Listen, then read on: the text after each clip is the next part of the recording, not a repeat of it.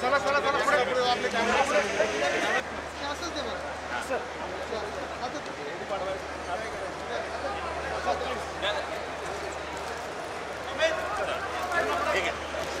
चलो चलो सावकाश जा रे काय चाललंय मीडिया वाले चला चला शांती शांती तो होणार आहे पुढे पुढे चला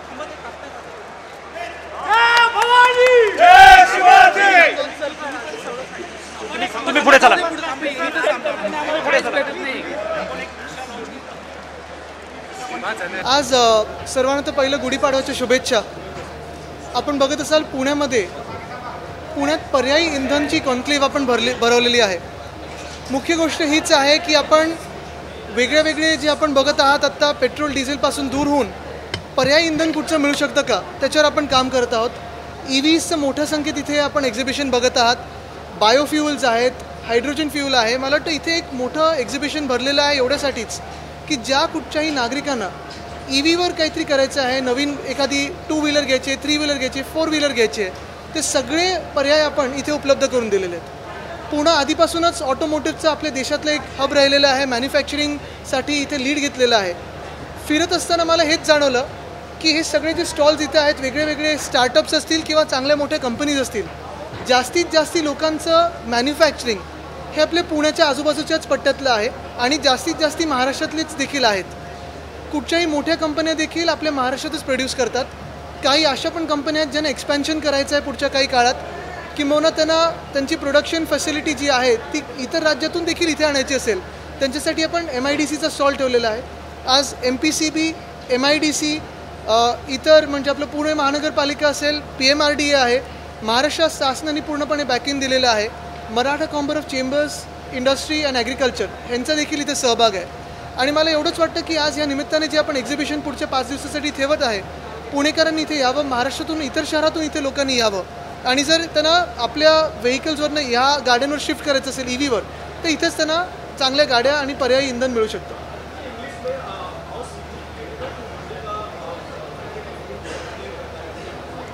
Gudi Padwa is a new beginning for us. It's a new year for us in Maharashtra. As we celebrate this new year and a new beginning, we have started off with the Pune Alternative Fuel Conclave. Now this conclave really is for everyone.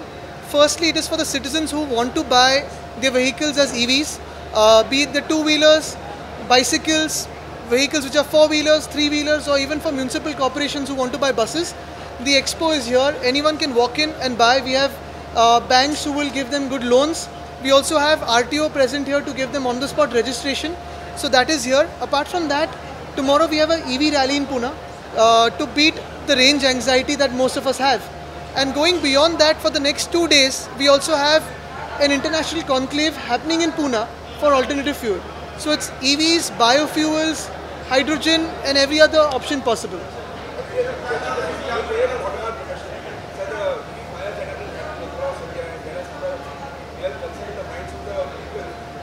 I think you messaged me also on that, and I apologize I couldn't reply then, I wasn't traveling.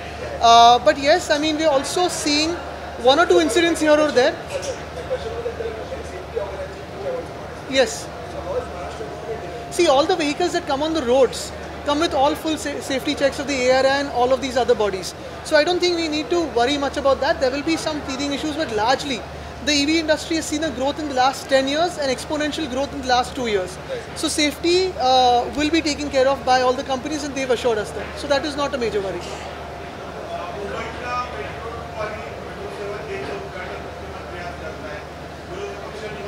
आज त्या विषयावर दुपारी तिथे बोलू। मला वाटतं पुण्यामध्ये एवढं मोठं आपलं ऑल्टरनेटिव्ह फ्यूल कॉन्क्लेव्ह होतं आहे, पर्यायी इंधनाचं एक इथे बैठक होते आहे, मला त्याच्यावर फोकस करणं गरजेचं आहे।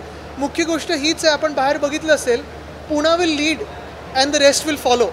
पुण्यात आपलं ऑटोमोटिव्ह हब हे नेहमी राहिलेलं आहे। चाकण असेल, तळेगाव असेल, अजूनही इंडस्ट्रीज ज्या येतात आणि देशात आपल्या इन्व्हेस्ट करू इच्छितात ते पुण्याकडेच येतात आणि म्हणून ही ऑटोमोटिव्हची आपण इथे मोठी एक कॉन्क्लेव्ह करत आहोत।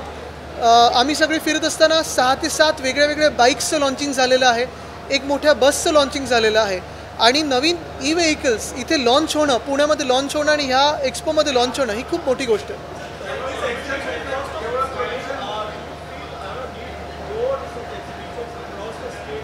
So the conclave will be year on year in Pune because this will be a flagship for Pune to have. Apart from that, the exhibition will also go around touring Maharashtra, especially in the two-wheelers and the four-wheeler sector.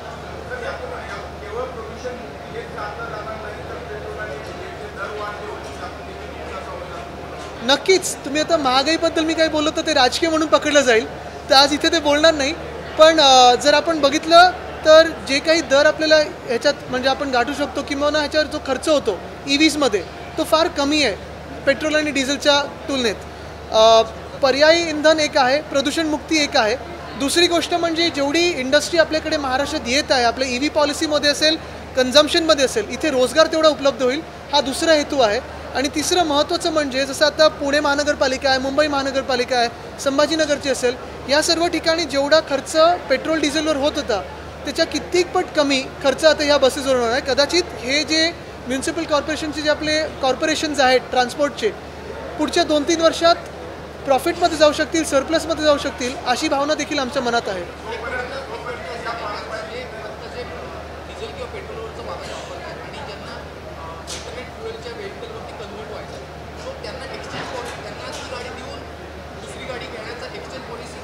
काही देशात वेगळ्या policies चांगल्या जसं scrapping policy आहे ती देखील आम्ही महाराष्ट्रात त्याची आता अंमलबजावणी करणार आहोत लवकरच. पण महत्त्वाची गोष्ट ही आहे की ह्या सगळ्या कंपन्यांवर डिपेंड करतं की काय दराने द्यायचं, काय किंमत असायला पाहिजे, एक्सचेंज करायचं की नाही.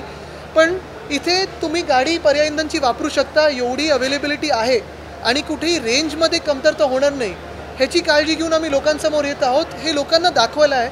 आणि मुख्य गोष्ट हीच आहे की आपण बघत असाल सगळ्या कंपन्या ज्या EV सेक्टरमध्ये आहेत, हायड्रोजनमध्ये आहेत, त्या इथे प्रदर्शित करतात. म्हणजे आपण टेक्नॉलॉजी न्यूट्रल ऑल्टरनेटिव्ह फ्युअल करतो आहे आणि कंपनी न्यूट्रल हे एक्झिबिशन करतो आहे. सर्व कंपन्या ह्याच्यात आहेत. सॉरी,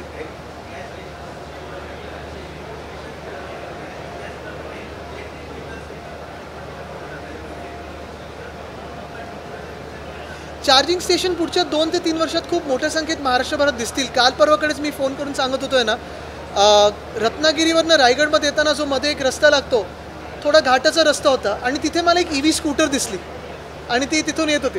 ह्याचाच अर्थ हा आहे की महाराष्ट्रभरात EVचं पर्क्युलेशन सगळीकडे व्हायला लागलेलं आहे. चार्जिंगचं बघितलं तर ती टेक्नॉलॉजी पण रॅपिडली पुढे येतात. आता आपण 2-3 बघितलं असेल स्वॅपिंग स्टेशन्स आहेत. दुसरं म्हणजे काही AC DC सॉकेटमध्ये जातात. आणि अर्थात जिथे जिथे आपण बघितलं असेल युनिफाईड DCRमध्ये पेट्रोल पंप हे नॉमिनेशन होतं, क्लासिफिकेशन होतं, त्याचं आपण बदलून फ्युअल स्टेशन केलेलं आहे आणि ऑल्टरनेटिव्ह फ्युअल स्टेशन केलं आहे. म्हणजे कुठच्याही प्रकारचे जे इंधन असतील, पर्यायी इंधन, ते देखील आपण तिथे उपलब्ध करून देऊ शकू ह्याची आपण काळजी घेतलेली आहे. ह्याच्या पुढे जाऊन ऑफिसेस असतील, मॉल्स असतील, कमर्शियल एरिया असतील, तिथे देखील आपण महानगरपालिका असेल, स्थानिक स्वराज्य संस्था असेल किंवा युनिफाईड DCRमध्ये आपण हे थोडं कंपल्सरी करतो आहे. इव्हन हाऊसिंग सोसायटीमध्ये की 30% देखील जे पार्किंग स्पॉट्स आहेत ते चार्जिंगचे असावे.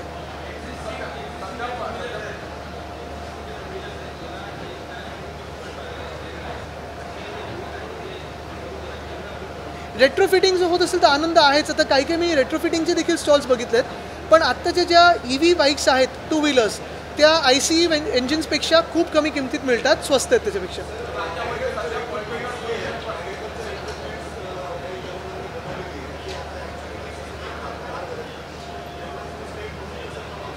आपण Maharashtra council of climate change केलेलं आहे. कदाचित हे देशात पहिलं राज्य असेल ज्यांनी असं काउन्सिल गठीत केलं आहे.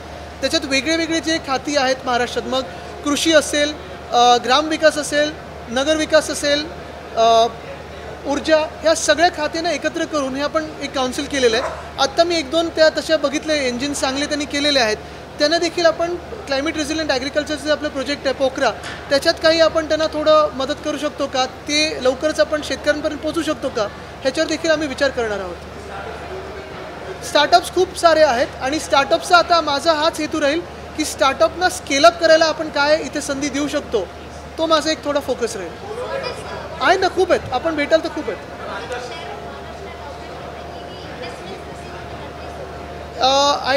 I can't say particularly about investments, but I know for a fact that a lot of these investments are coming towards Maharashtra. I cannot say in particular numbers because the bigger companies are coming to Maharashtra. The consumption of Maharashtra in 4-wheelers and 2-wheelers is the highest in the country. We have not gone so much into 3-wheelers because we already have CNG, unlike other states where there's diesel. Having said that, I've seen a lot of startups here which want to scale up. So that scaling up, which also will bring in investment, will be in Maharashtra.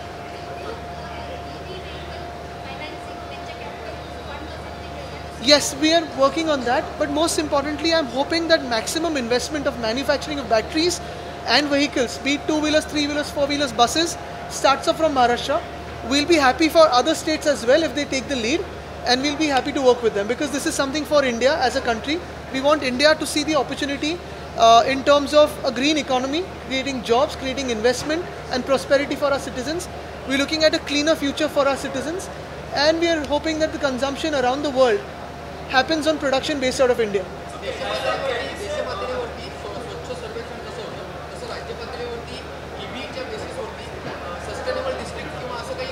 माझी वसुंधरामध्ये आपण त्यांना points देत आहोत.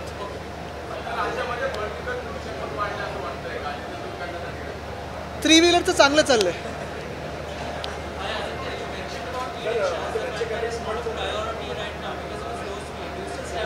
No, it's not about the low speed.